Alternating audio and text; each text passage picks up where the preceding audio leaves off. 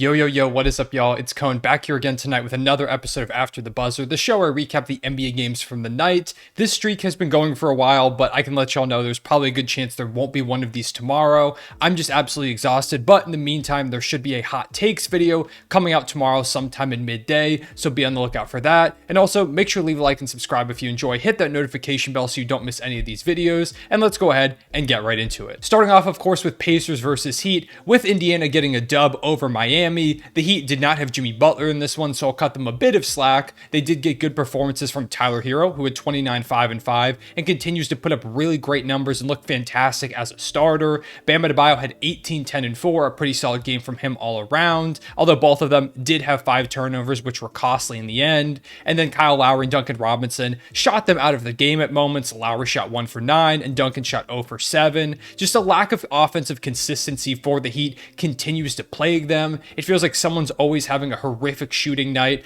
Lowry has been inconsistent, although he's been better recently. He just overall continues to not look like the player that they signed to that huge contract a few years ago. And of course, missing Jimmy Butler is a huge blow to them. And with this loss, they continue to really struggle. But the team I really want to focus on in this video are the Indiana Pacers, who have looked way better than I expected in the early going of the season. They're now sitting at 4-5 after this win, which isn't phenomenal, but they were supposed to be one of the worst teams in the NBA. And they've had multiple guys step up in a big way that has kept them towards kind of the middle of the pack in the Eastern Conference so far. Guys in particular like Buddy Hield, who had a really good game in this one, dropping 25 and 9 with 5 threes. I'm sure a lot of contenders are looking at him and wanting to trade for him. Lakers. Then you also had Miles Turner, who once again, Lakers, has looked pretty good too in this game. He had 16, 7, and 1 with 3 blocks. Both guys, there's a good chance they won't be on this team come the trade deadline, but for the moment, they're building up their trade value and keeping the Pacers competitive. But of course, my focus this season with them has been their star-studded backcourt of Tyrese Haliburton and Bennedict Mathurin, who I really want to talk about in depth real quick. Haliburton has been incredible ever since he got to Indiana last season at the trade deadline, which I want to say once again, I cannot believe the Kings traded Tyrese Haliburton. They got so lucky that he fell to them in the draft. They got him as this massive draft steal, which is a huge win for the Kings, who have really struggled to draft a lot of years. They got the guy that they've been looking for, someone that they could finally have be a lead playmaker and be a high-level scorer. He was efficient. They traded him away almost immediately. The second he really started to break out, and they're like, we're going to move on. You know, Sabonis is great and all, but the Kings haven't been good so far, and it feels like it was just a very short-sighted move by them. So, once again, another move by the Kings that I don't like, but to Indiana's benefit, Haliburton has been electric ever since he's got here. He had 22 points, 9 rebounds, and 9 assists on 9 of 16 shooting and 2 steals in tonight's game against Miami, and that's basically what you can expect from Haliburton. Any night, he can get you a triple-double, he can put up 20 points, and that's been the big development for him. The last few years, he's easily been known as one of the better young playmakers in the league, but his scoring continues to come along. Now he's a legitimate threat to put up 20 and 10 on any given night on 50, 40, 90 shooting. In fact, he's on pace to potentially do that this season if he can get that free throw percentage up just a little bit. He makes all his teammates around him better. I love the more aggression that he has shown. His trainer, I believe it was, said before the season that don't be surprised if Tyrese comes in and is putting up 20, 10 on most nights. And so far, that's right around what his stats are at for the season. If he continues to do this, there's a good chance he could be an all-star in the Eastern Conference, and he's absolutely going to be a most improved player talks. He was a lot of people's pick to win the award before the season, and for good reason with the way that he's played and the way that he showed he could play at the end of last season. He's lived up to all the expectations and more. He's an elite playmaker, and right now he's on pace to be the youngest player ever to average 20 points and 5+ assists on 60% true shooting or better. That is incredible. It really highlights his strength not only as a playmaker, but as a highly efficient scorer, one of the most efficient scorers in the league. And as he continues to build up that confidence and that aggression, there's a real chance he could be like a 25 and 10 guy at some point in his career, which you hardly ever see. And with the efficiency that he's going to do it on, he'll be a perennial all-star. I am so high on Tyrese Haliburton. I love what he's done for this team. And the fact that Indiana got to start their rebuild like a player like him is just unfathomable. possible, because there are so many teams that they start their rebuild and they draft for 2-3 years to get a player of Tyrese Haliburton's caliber. The Pacers started this new era with a guy like him already on the roster. That is such a huge luxury to have. The Pacers front office deserves a ton of credit for jumping on the opportunity to secure a player like him, cashing in on the value of a guy like Domantas Sabonis, who's a multi-time All-Star. They saw things were going to work out and they said, all right, we're going to go ahead and move on and bring in the point guard of our future. And so far, he has made them look like geniuses, and I expect he's going to keep doing that. Then, of course, alongside him, you have Bennedict Mathurin, who the Pacers got this year at the 6th overall pick, and he has looked like a top 3 pick so far. Right now, I would say he's probably been the second best rookie behind Paolo Banchero. In the preseason, I became a huge fan of him. Watching him play, his aggression, his shot-making ability, it just seemed like he was one of those guys that was going to come into the league and make an immediate impact. And I tweeted out, don't sleep on Bennedict Mathurin to win Rookie of the Year. I would recommend you bet on it, because it just felt like he was going to be one of those guys that showed out from the get-go. And he has completely done that. He's had multiple 20-plus point games. In fact, he's averaging over 20 points per game so far on really efficient scoring. And at the moment, he has been the highest scorer as a rookie off the bench in NBA history. The list consists of 14.5 points per game from Marvin Bagley, who's the 3rd highest scorer, 15.3 points per game from Ben Gordon, who's the 2nd highest scorer, and he won 6th Man of the Year, I believe, in his rookie season. And then there's Bennedict Mathurin, who's averaging 20.7 points per game right now as a rookie off the bench, which is completely absurd. And he's doing it, like I said, with high level efficiency. He's shooting 43% from 3. He is incredible. He is so far beyond his years. He doesn't look like a rookie whatsoever. He looks like a player that he's reached year 3 and he's finally starting to take that leap, except he's doing it as a rookie, once again, coming off the bench. I really hope they put him in that starting lineup soon.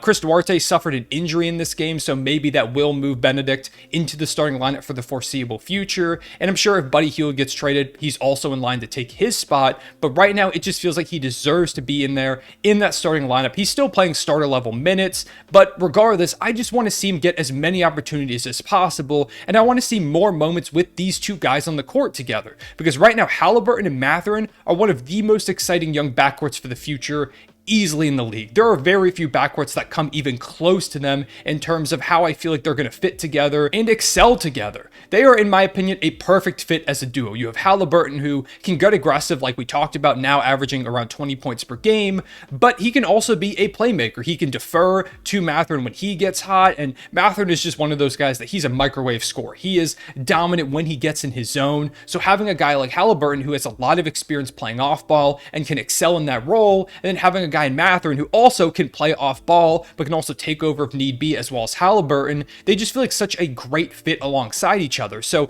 Indiana deserves a ton of credit for pairing these two together. I just can't wait to see what they do together in the future. Also, I tweeted this, but the fact that they were 0 and 0-0 and are going to be like their backcourt of the future is super cold, and in my opinion makes it almost a guarantee that they are both going to be superstars. In other league news, the Bucks beat the Timberwolves to now move to 8-0 in the season. They're easily the best team in the league. It's really not even close at this moment. Giannis had 26, 14, and 11. Another triple-double for a player that feels like he can get them on almost any given night. By far and away the best player in the league. Drew Holiday also had a monster game with 29, 8, and 6. Bobby Portis had 18, 8, and 5 off the bench, a 6th Man of the Year candidate at the moment. Marjon Beauchamp had 14 and 5 in just 18 minutes. Great showing from him. They're 8-0, like I said, without Chris Middleton. They have looked phenomenal so far, but they do play the Thunder tomorrow, so that's probably an L for them. On the Timberwolves side of things, I don't have too much to say, but really I want to highlight how much D'Angelo Russell has struggled so far. He's a player I was really rooting for this season because I thought he had an underrated year last year, up until the playoffs where things kind of fell apart, and right now he's looked like his playoff self in basically every single game. He's not scoring efficiently. In this one, he shot 3 of 15 and 2 of 8 from 3.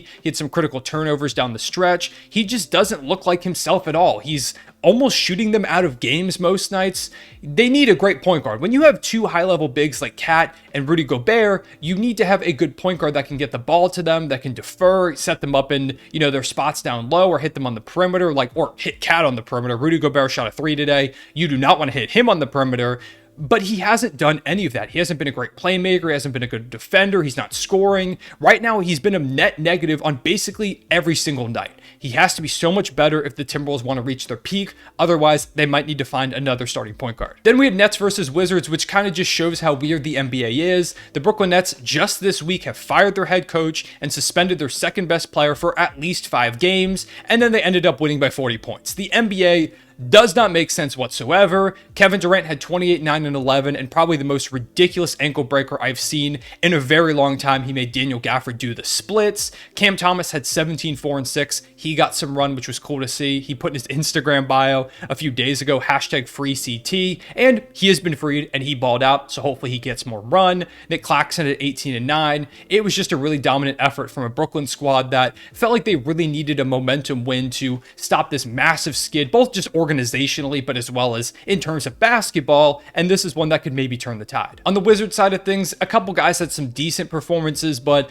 I just want to again talk about how Bradley Beal just feels passive. The Wizards offense doesn't feel like it highlights him as a guy who once scored like 30 points per game. I feel like he's just being treated as some role player most nights. He put up 20 points, which was fine. He was decently efficient, and that's what you've been getting from him most season. He's scoring around, I think, 21.5 points per game on like 50% shooting.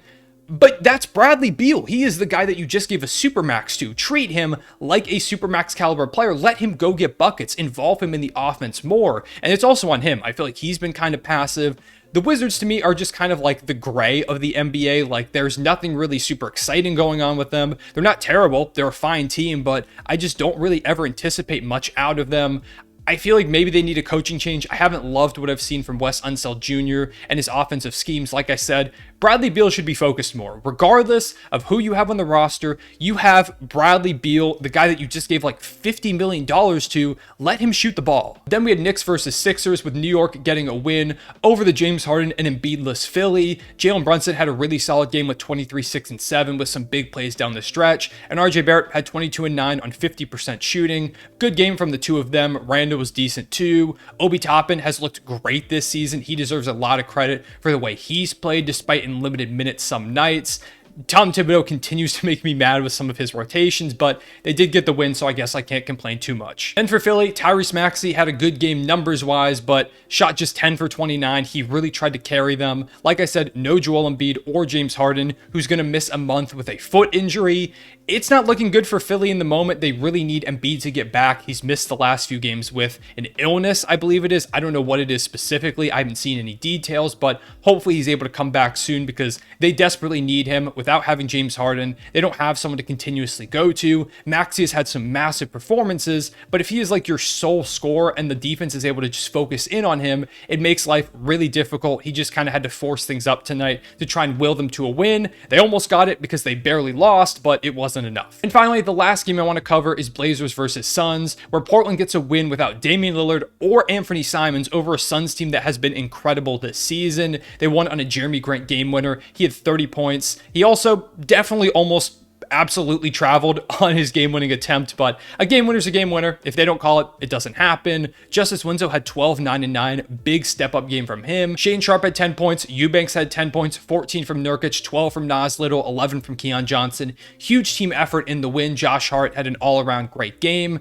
This Portland team has looked phenomenal so far. They've proven me wrong. I thought they would struggle a lot more than this, and, you know, getting a win over a contender like Phoenix without two of your best players is a huge statement, and for me, Portland is really starting to become more and more real as a true team that's a threat. On the Sun side of things, DeAndre Ayton had 24 points, including 2 of 2 from 3, which was fun to see from him. He had a really solid game. Devin Booker really struggled. He shot just 8 for 21, albeit he did score 25 points, but they need more efficiency out of him. That's typically what we expect from Devin Booker. If you're going to be a team's leading scorer, you can't be shooting like 8 for 21. I think he shot like 6 of 15 or something like that the other night. He's got to be better, and I'm sure he will. It is Devin Booker. Chris Paul shot just 4 times. He had 7 points and 11 dimes, but probably needed more aggression out of him too. Cam Johnson, who was huge for them a few games ago, had 29 points. Left this one early due to an injury. Hopefully he's good. Just a really rough loss for Phoenix. You want to see a team, especially against, you know, a team without their top 2 players. You want to see a contender win these, but sometimes bad games just happen. Phoenix is going to be fine, although there were some things that kind of bugged me. That's all I have to say about tonight's games. I know there were so many more. Shout out Russell Westbrook. He's looked great off the bench. Lauri Markkanen, though, continues to keep the Jazz afloat. The Grizzlies won by like 30. The Cavaliers missing Donovan Mitchell and Darius Garland blew the Pistons out by like 30. There's a lot more games I could cover, but honestly, I'm just super, super tired. So I'm going to go ahead and call this video here. If there's anything you want to ask me about in the comment section below, go ahead and do that and let me know your biggest takeaways from tonight and your team season so far. Like I said, there's probably going to be a hot takes video out tomorrow, so definitely make sure to leave a like and subscribe if you want to see that, and hit the notification bell so you don't miss out when that drops. I appreciate y'all watching. I'll see y'all later. Real One Say Back.